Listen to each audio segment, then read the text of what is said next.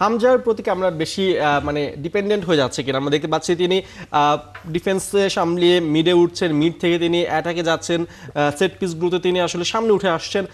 হামজার প্রতি নির্ভরতাই কি আমাদেরকে বা বাকিদেরকে কিছুটা অফ করে দিচ্ছে কিনা, বা স্পটলাইটে বাইরে যায় তারা কি আসলে ডিমোটিভেটেড হয়ে যাচ্ছে কিনা, বা তারা খেয়ে হারিয়ে ফেলছে কিনা? এখন আপনি হামজা থেকে চোখ সরাবেন কিভাবে?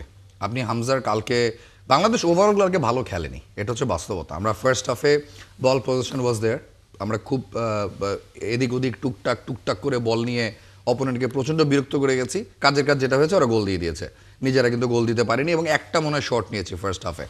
সো ফার্স্ট হাফটা একদমই ভালো ছিল না। সেকেন্ড হাফের ইনিশিয়াল স্টেজে হামজার কারণেই খুব ভালো 5টা মিনিটের সময় আমাদের গিয়েছে।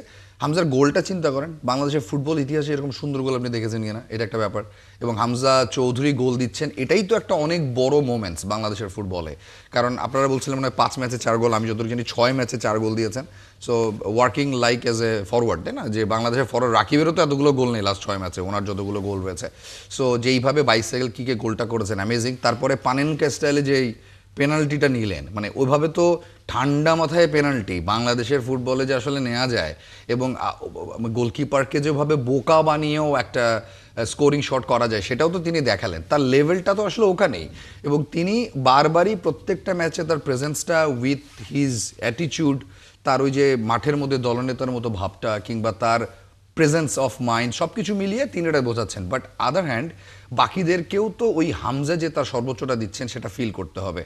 আমি মনে করি কালকে মনে হয় মানে ফয়সালকে মনে হয় প্রথম হাফে ডানে খেলিয়েছেন, পরের হাফে বামে খেলিয়েছেন কোচ। লেফটি প্লেয়ার প্রথম হাফটা ডানে রাইট উইংয়ে খুব একটা ভালো খেলতে পারেননি, পরে যখন লেফটে এসেছেন, লেফটে এসে মনে হয় একটু বেটার খেলেছেন।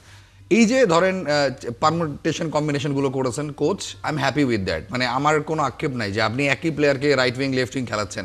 এই জন্যই তো প্রীতি ম্যাচটা, এই জন্যই তো আপনি নিজেকে ঝালাই করে দেখার কাজটা। আমার কালকের ম্যাচটা নিয়ে টু বি ভেরি অনেস্ট কোনো আফসোস নেই, কালকের ম্যাচ নিয়ে আমি কোনো অভিযোগও করতে চাই না। কারণ কোচের যেই লুপহোলগুলো রয়েছে সেগুলো তিনি বাজিয়ে দেখতে গিয়ে দেখেছেন যে শেষ মিনিটে গোল খাওয়ার এই তামাশা থেকে তিনি রক্ষা পাচ্ছেন না।